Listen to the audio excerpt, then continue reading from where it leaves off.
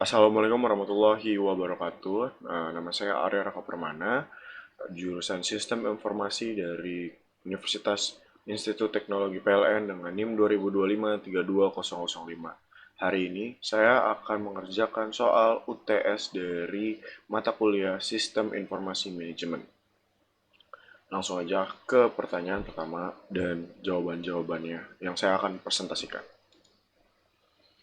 Oke, pertanyaan pertama adalah jelaskan pengertian sistem informasi manajemen atau SIM dan mengapa SIM penting bagi sebuah atau suatu organisasi. Kita langsung jawabannya. Nah, yang pertama tuh kita tuh bakal kasih tahu apa pengertian dan urgensi dari SIM ini. Nah, pusat syaraf organisasi. Nah, konsepnya itu sistem terintegrasi manusia, prosedur, dan teknologi untuk mengolah data menjadi keputusan. Sebab akibatnya, kompleksitas data modern menuntut alat penyederhanaan wawasan agar manajer terhindar dari resiko intuisi buta. Kesimpulan dari pengertian dan urgensi SIM itu adalah menjamin efisiensi pengoperasionalan dan ketajaman perencanaan strategis. Lanjut ke pertanyaan kedua, yaitu uraikan perkembangan sistem informasi manajemen atau SIM dari sistem manual hingga berbasis teknologi modern. Di sini saya memiliki sebuah uh, perjalanan. Yang pertama manual. Nah, kita tuh masih menggunakan arsip kertas dan buku besar tradisional, lalu pindah ke EDP era, yaitu mengolah data elektronik dasar menggunakan gaji atau stok.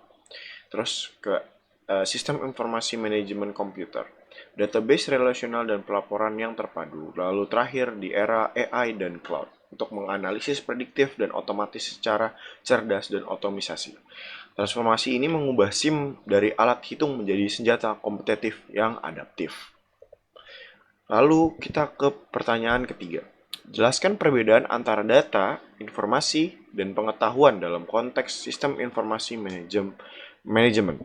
Nah, kita akan compare ke data dulu. Data itu adalah fakta mentah tanpa makna, angka, simbol, atau transaksi harian. Data adalah sebuah informasi yang mentah, belum kita olah.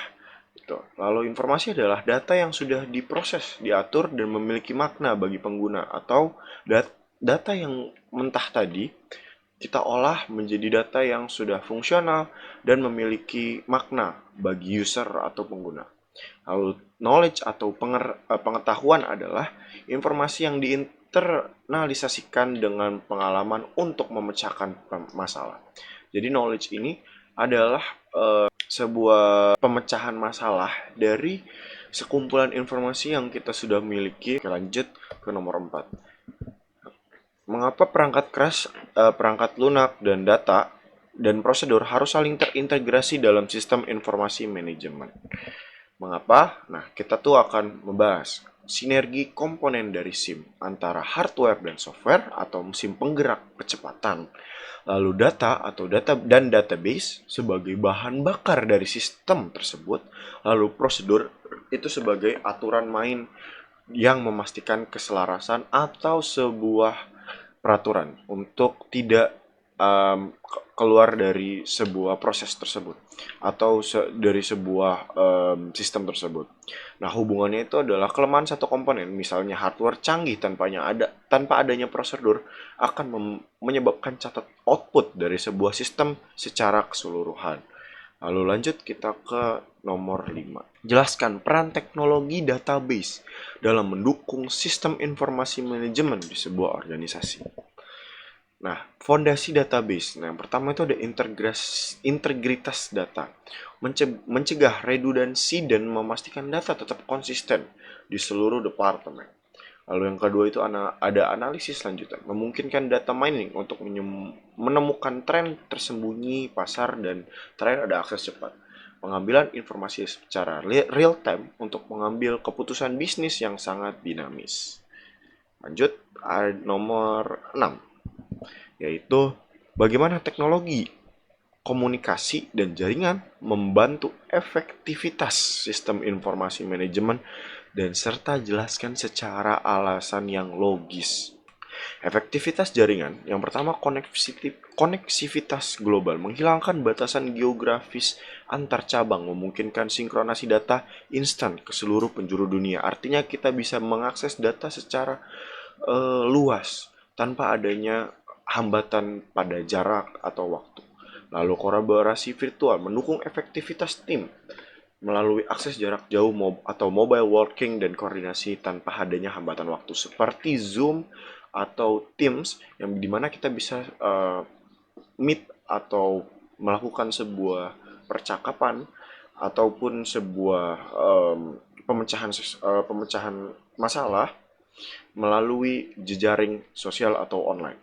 Jaringan mengubah SIM dari sistem yang lokal, yang terisolasi, menjadi ekosistem yang saling terhubung secara global.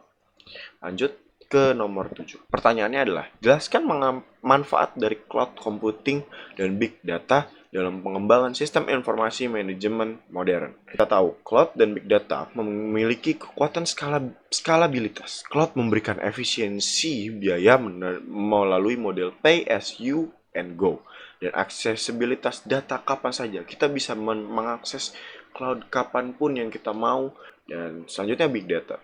Kita tuh bisa mengelola volume data masif untuk memberikan analisis prediktif yang proaktif terhadap tren pasar. Big data ini kita asumsikan sebagai internet yang bisa kita ambil datanya sesuai kebutuhan yang kita mau. Nah, analisisnya itu kita keduanya memungkinkan perusahaan dengan skala kecil bersaing dengan raksasa besar atau industri yang dengan ketajaman data yang kita sudah dapatkan melalui big data itu. Lanjut ke nomor 8. Perbandingkan sistem informasi operasional atau sistem informasi manajemen dan sistem informasi eksekutif berdasarkan penggunaan dan jenis informasi yang dihasilkan. Tentu saja kita di sini memiliki sebuah table untuk pembandingan antara SEO, SEM dan SEA. Yang pertama mungkin dari SEO itu mereka tuh penggunanya tuh staff operasional. Terus infonya itu detail dan transaksi. Lalu fungsinya itu adalah cuman pencatatan secara rutin. Nah, untuk SEM atau manajemen itu penggunanya tuh seorang manager, ya, manager or executive manager. Nah, untuk jenis infonya tuh ringkasan kinerja dari sebuah staffnya atau pekerjanya. Lalu fungsinya itu untuk mengevaluasi sebuah kinerja yang dijalankan atau kontrol untuk kinerja dan staff tersebut. Lalu SIE atau sistem informasi eksekutif. Penggunanya itu adalah top management atau CEO, ya, atau pemilik dari sebuah perusahaan tersebut. Lalu infonya itu untuk strategis, bagaimana pengambilan keputusan, dan eksternal untuk bisa dibilang untuk mengambil langkah untuk eksternal atau luar dari sebuah perusahaan tersebut. Fungsinya itu adalah untuk rencana jangka panjang, pengambilan keputusan dari sebuah perusahaan untuk jangka panjang tentunya. Lalu ke-9.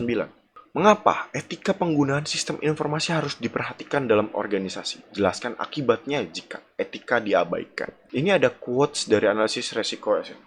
Etika bukan sekedar moralitas, namun aset kunci untuk keberlangsungan bisnis jangka panjang. Akibat dari pengabaian etika adalah kebocoran data, nasabah merusak kepercayaan publik, menyebabkan sanksi hukum berat dan kerugian finansial yang sangat fatal.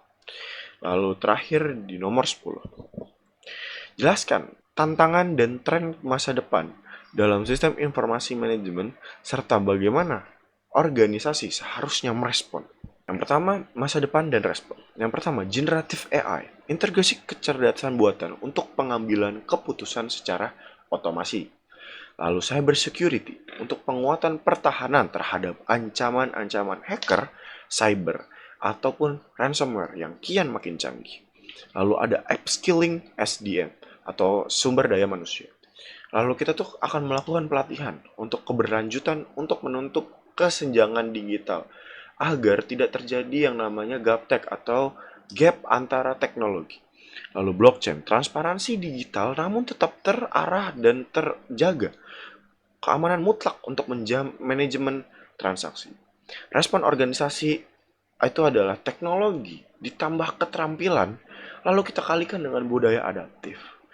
Sekian dari saya, teman-teman, untuk menjawab semua pertanyaan-pertanyaan yang diberikan dari soal-soal UTS yang telah Bapak Nasril berikan kepada kami atau kepada saya. Lalu terima kasih atas perhatiannya. Terasa, ter- Terima kasih atas perhatiannya dalam presentasi UTS SIM kelas A hari ini. Terima kasih dari saya. Kurang lebihnya mohon maaf. Assalamualaikum warahmatullahi wabarakatuh.